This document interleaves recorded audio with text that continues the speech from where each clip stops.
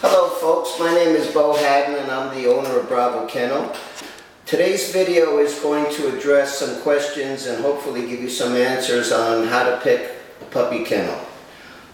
This is not specifically for my breed, which is the Presa Canario.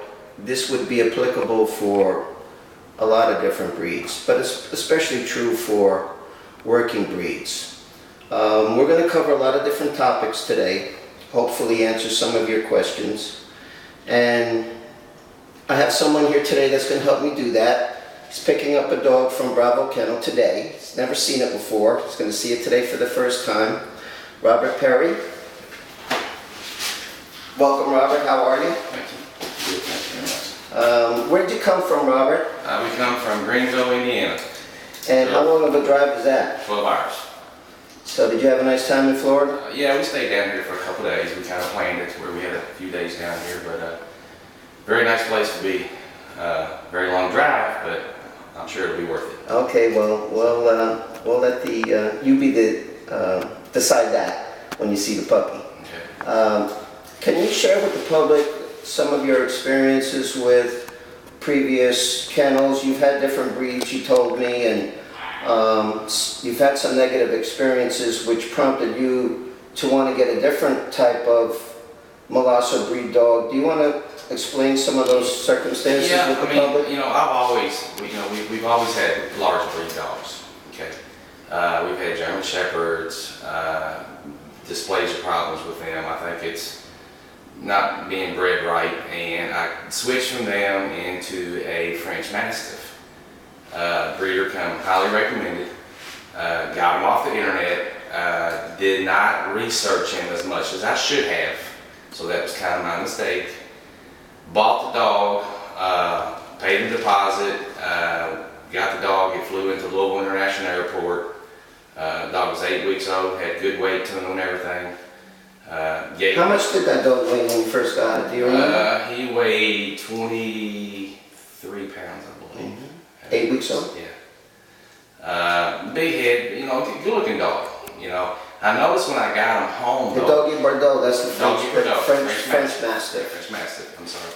When I got him home, I started walking him, and I could tell by his heel cocks that something wasn't right with his back end. Right away. Right away. Mm-hmm. Right away. So we went ahead and took him, and I took him, had x-rays done, and figured out that he was going to be a dysplatic dog. Oh.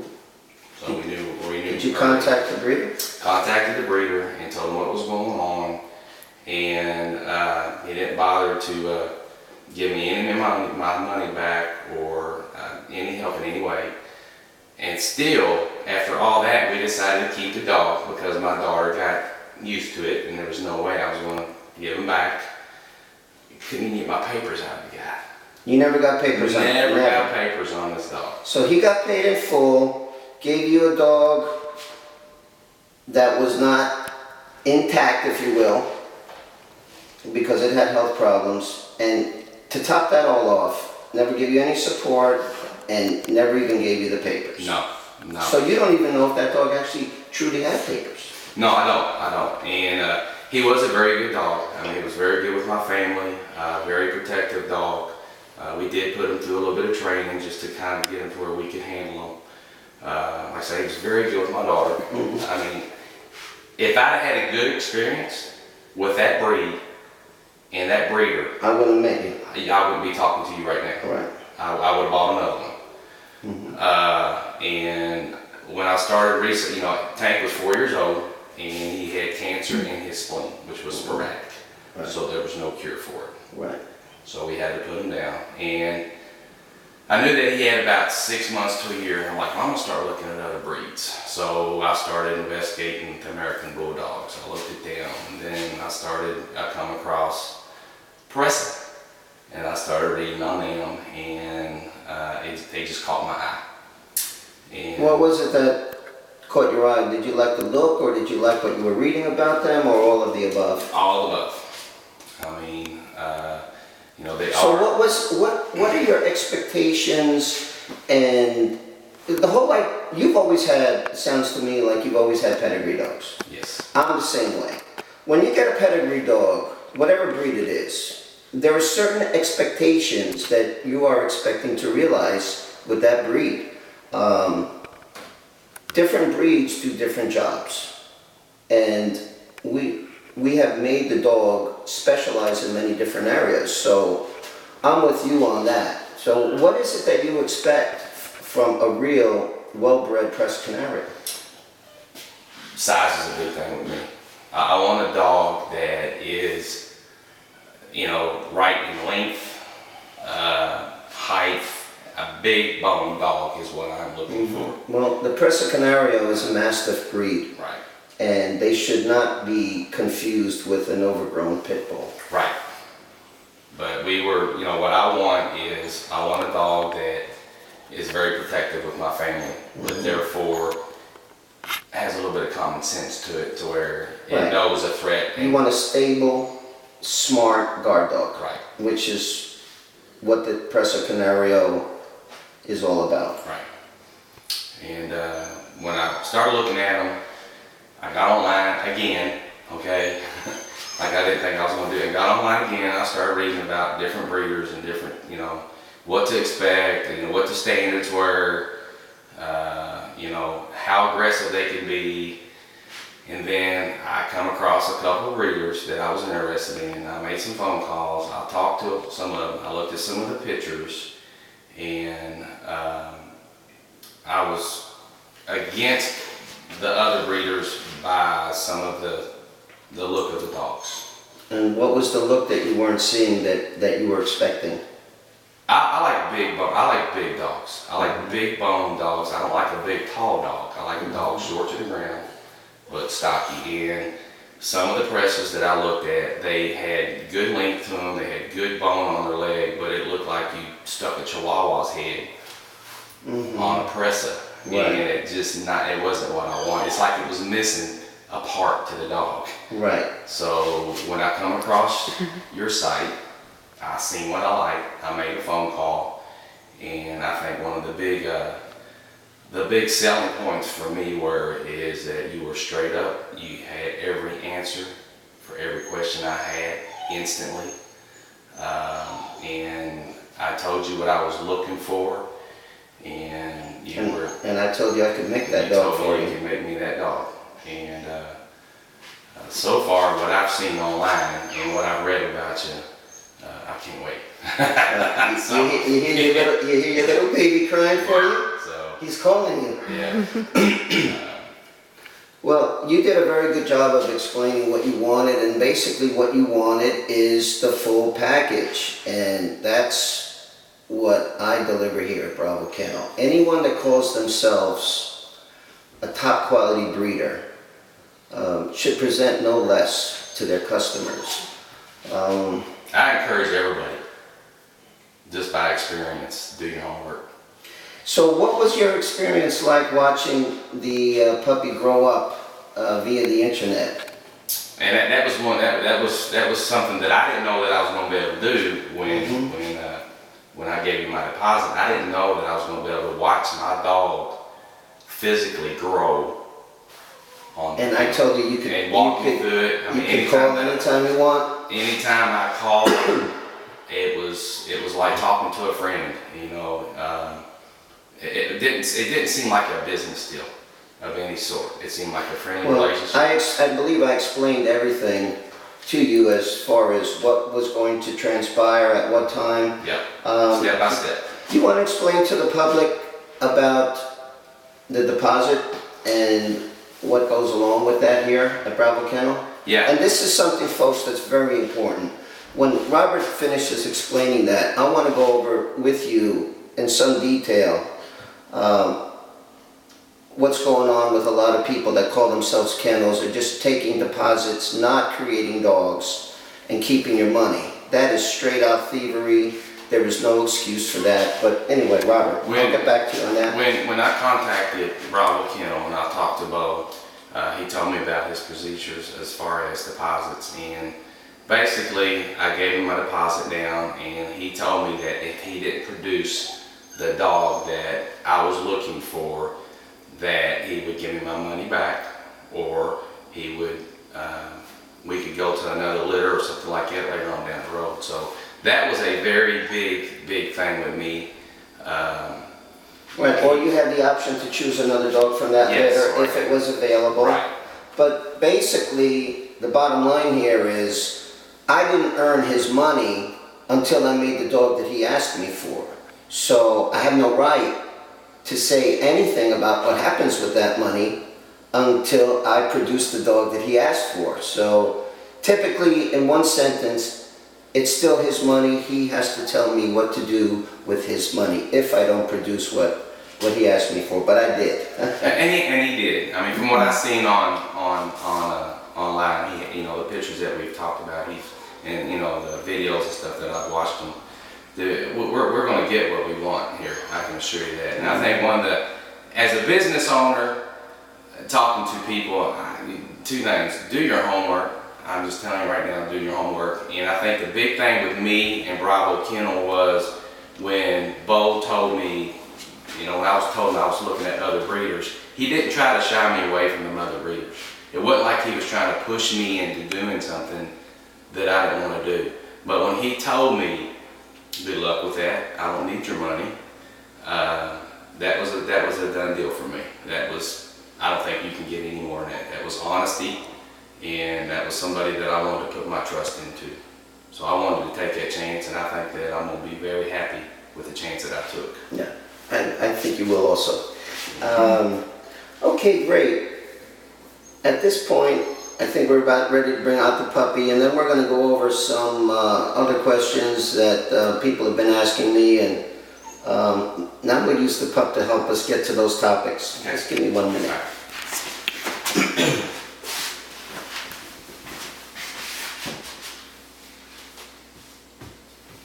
Okay, Maria. Maria's going to bring Robert's puppy out. This is Dozer. Get his face. Take it, Robert. This is Maria, folks. For those of you that haven't met her before. Bye. Okay, gracias, Maria.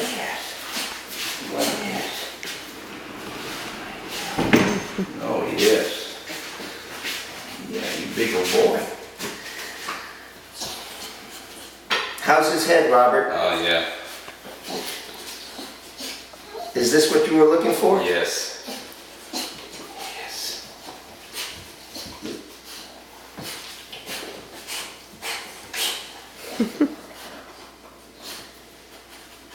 Oh, he's awesome. This puppy right here is really excellent. He's got the length, he's got incredible bone. We're gonna weigh him in just a minute in front of all of you, and you'll be, and there he goes. As you can see, he's not fearful, and very outgoing, which all puppies should be. But we're gonna weigh him in front of you. He's over 28 pounds. Today he's exactly 2 months and 2 days old. This dog will easily make,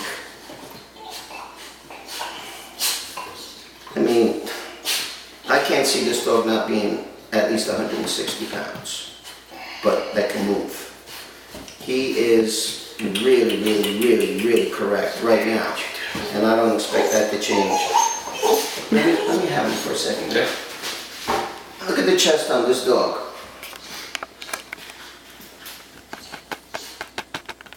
And you see the bone? Now you see how I'm holding him up like this? You see how his paws are hanging straight down, Robert? Yes. That's how you test a puppy to see if they're going to be easty-westy or not. You hold them up like this and let their paws hang naturally. Look at how straight and big his behind is in the back.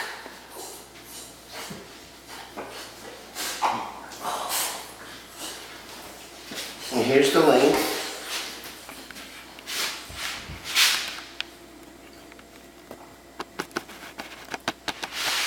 You see how his hocks are hanging straight in the back?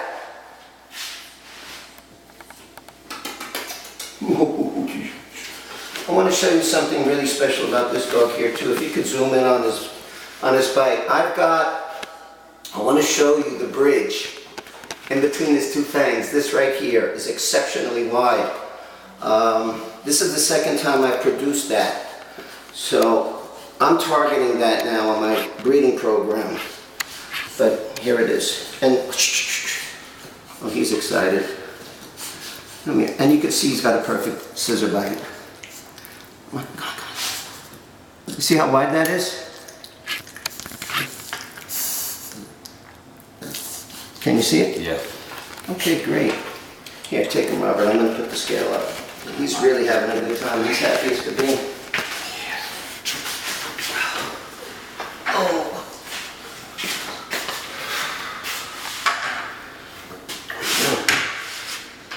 Maybe he looks like a dozer. He is. He really is.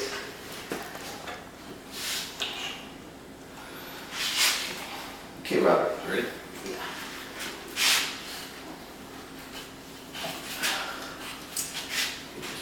Can you see the scale? Yeah, I got it.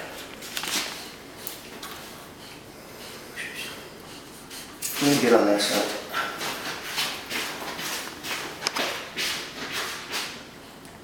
What's it say, 28? Can you see it? 28.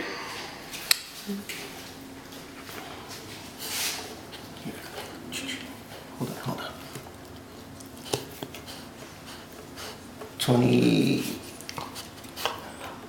28.8, 28.10. He's over 28 pounds. Here, Robert. Okay. Oh, I got him. So,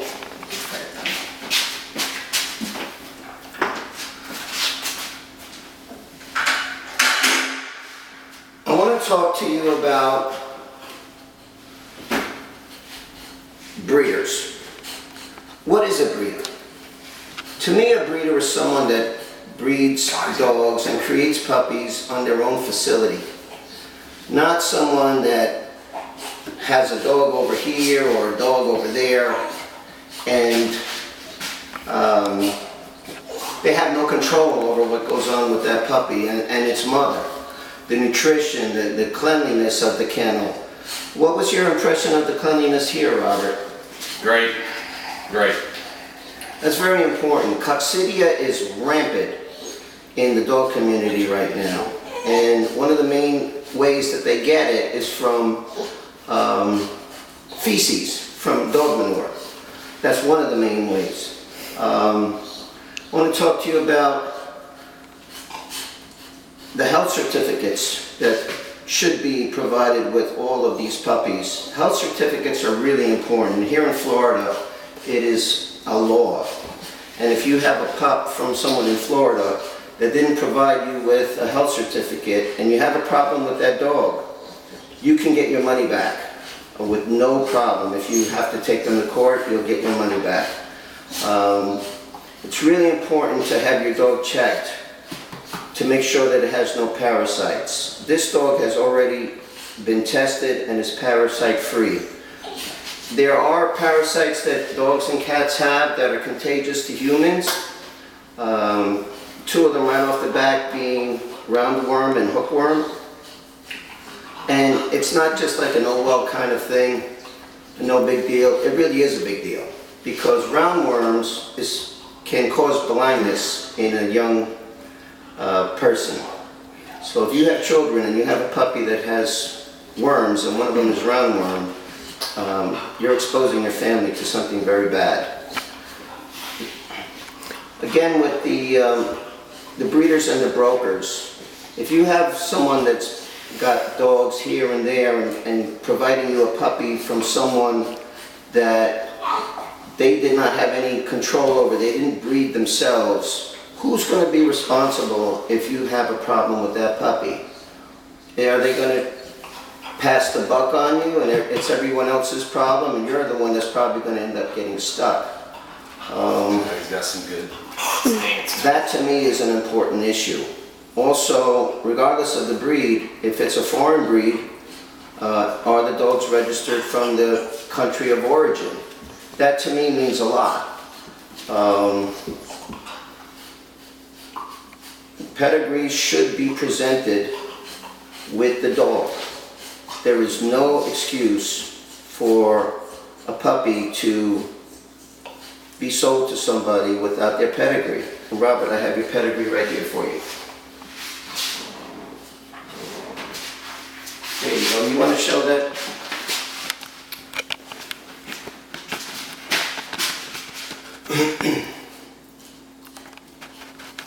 Great. These are, yeah, I'll hold that for you.